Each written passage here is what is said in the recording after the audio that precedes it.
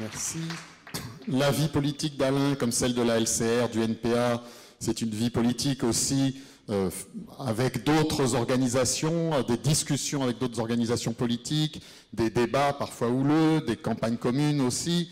Et donc, on donne la parole à ces organisations qui ont voulu apporter un message. Donc, je vais donner la parole à Michel Roninson pour la direction de Lutte ouvrière.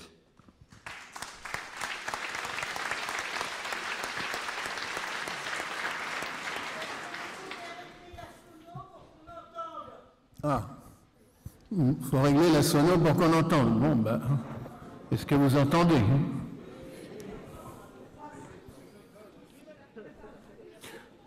Eh bien, bonjour camarades, c'est au nom de Lutte ouvrière que je viens ici me joindre à l'hommage à Alain Krivine. Il restera pour nous le militant que nous avons côtoyé pendant des années, avec qui nous avons souvent collaboré de façon fraternelle dans le cadre des relations entre notre organisation et la Ligue communiste révolutionnaire, devenue ensuite NPA. Son décès, nous l'avons appris évidemment avec tristesse. Nous comprenons, nous partageons l'émotion qu'éprouvent les militants de son courant politique, non seulement en France, mais dans le monde, puisqu'il a joué un rôle important auprès de tous les groupes qui se réclament du secrétariat unifié de la 4e internationale. On le voit ici au cours de cette réunion, et nous savons combien c'est une perte pour vous. Alain était un militant profondément attaché aux idées communistes révolutionnaires. Il les a défendues toute sa vie avec chaleur, avec détermination, avec courage. Beaucoup d'autres qui se sont retrouvés dans les idées trotskistes à une certaine époque de leur vie n'ont pas eu cette constance et ont préféré les abandonner plus ou moins vite pour aller faire carrière, parfois même dans ce qu'on appelle les ors de la République, en défendant des conceptions aux antipodes du communisme révolutionnaire. Alain n'a pas été de cela, et il a défendu ses idées jusqu'au bout, et il mérite à ce titre tout notre respect. Alors naturellement, ce n'est pas tout, nous avons des différences dont nous avons parlé pendant des années, et je dois en parler ici. Alain a été aussi toute sa vie le représentant, un représentant d'une orientation de fond qui a prévalu au sein du courant trotskiste, y compris bien avant lui, et qui refusait de considérer l'implantation dans la classe ouvrière comme une priorité. C'est avec cette orientation que, depuis notre origine en tant que courant, nous avons été en désaccord et continuons de l'être. C'est aussi de là, c'est ce que je veux expliquer, qu'ont découlé un grand nombre de nos différences politiques et des critiques que nous avons faites au courant que vous représentez. Elles se résument autour d'une critique principale, car autour du temps, le secrétariat unifié et la LCR ont montré, nous le reconnaissons, une constance, une certaine constance quand même dans ce que nous considérons comme des erreurs.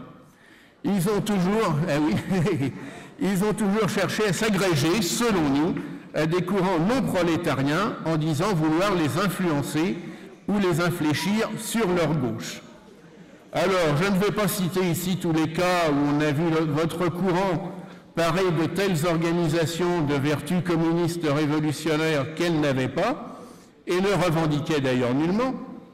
Sans remonter plus loin, ça a été le cas pour le FLN algérien, pour le FNL vietnamien, pour le FSLN du Nicaragua et pour beaucoup d'autres. L'idée importante à discuter entre nous, c'est qu'il aurait pu y avoir une sorte de transcroissance de ces organisations nationalistes petites bourgeoises qui les auraient fait devenir révolutionnaires socialistes. Ça n'a bien sûr jamais été le cas. Les nationalistes sont restés nationalistes, tout comme les réformistes, desquels vous vous êtes rapprochés, sont restés réformistes. Bon, écoutez, camarades, on discute, hein, faut savoir aussi écouter ça. Et pour autant, il n'y a jamais eu de votre part un quelconque bilan critique de cette politique et de ses échecs patents selon nous.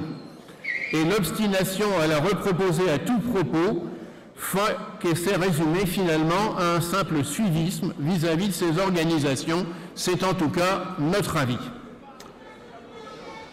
Alors, nous en avons un exemple en ce moment même, avec votre démarche en direction de la gauche, et en particulier de la France insoumise de Jean-Luc Mélenchon, avec qui vous voudriez faire un accord. Excuse-moi 30 secondes.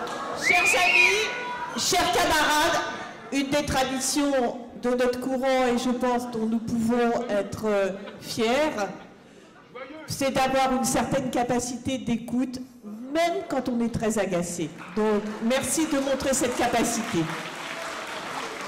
Voilà. Donc, vous voulez vous retrouver avec lui au sein d'une vraie gauche, d'une gauche combative. Pourtant, nous pensons que Mélenchon n'a pas d'autre perspective que de reconstruire une union de la gauche, telle que celle qu'on a vue à l'œuvre à différentes reprises, avec Mitterrand, avec Jospin, avec Hollande, et qui a gouverné au service de la bourgeoisie.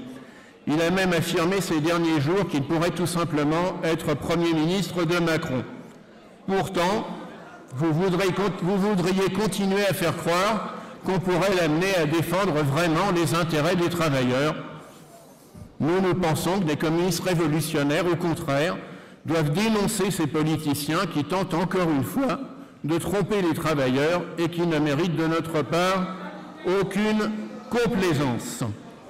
Le plus grave, selon nous, on peut toujours tout essayer, et encore des dizaines de fois, mais le plus grave, c'est que tout ça, ça fait abandonner cet objectif fondamental qui devrait être le nôtre commun, qui est celui de construire des organisations ouvrières, communistes, révolutionnaires, et de les implanter réellement dans le prolétariat. Alors c'est ainsi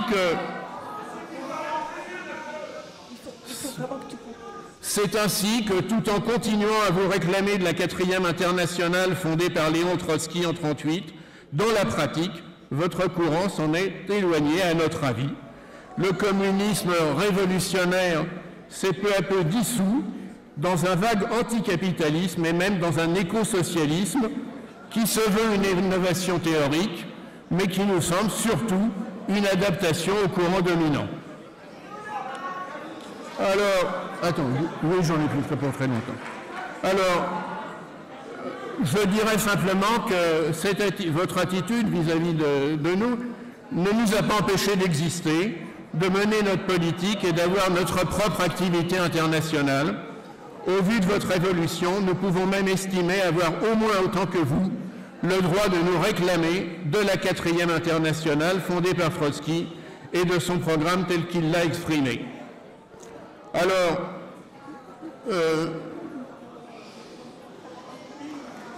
camarades, oui, je veux quand même encore dire quelque chose, puisque nous avons l'occasion de le dire, et je pense que c'est important de le dire. Nous pensons qu'il ne faut pas céder quoi que ce soit au courant réformiste, ni d'ailleurs au courant nationaliste. Nous le disons pour le nationalisme franchouillard à la Mélenchon, mais nous le disons aussi à propos du nationalisme ukrainien, car dernièrement, oui, écoutez, moi j'ai chanté l'Internationale autant que vous, et justement c'est le problème. J'ai une page. Sera le genre humain. Voilà, alors écoutez camarades. Non, c'est pas du sectarisme, c'est discuter de nos idées politiques. Chers camarades, je vous demande réellement de garder une attitude digne, quoi qu'il arrive. Donc, c'est la dernière phrase, et ensuite, nous passerons à la suite. Bon, j'ai une minute, c'est tout. Alors, je veux dire quand même une chose, puisque tout ce que je dis ne semble pas très bien accueilli par tout le monde ici. Entre révolutionnaires, nous n'avons pas à cacher nos divergences et nos critiques. Il n'était pas question pour moi de le faire, y compris à l'occasion de cet hommage à Alain Krivine. Au fond, c'est même pour nous, encore une façon de défendre l'idéal pour lequel il a combattu toute sa vie et qui était, malgré toutes nos différences, notre idéal commun. On est dans une période où les tensions s'aggravent. La guerre en Ukraine marque une nouvelle aggravation de la crise du capitalisme. Le danger d'une nouvelle guerre mondiale se précise. Face à cette situation, il est plus important que jamais d'affirmer l'existence d'un courant communiste internationaliste, révolutionnaire et prolétarien. C'est ce que Trotsky avait voulu faire à la veille de la Seconde Guerre mondiale en proclamant la 4e internationale. Comme il le disait en concluant le programme de transition, il faut lever bien haut son drapeau, il faut que ce soit un drapeau sans tache, et nous voulons, plus que jamais, continuer à le faire. Voilà, merci camarades. Non, merci camarades de m'avoir écouté, pour ceux qui ont bien voulu m'écouter. Ok. Donc,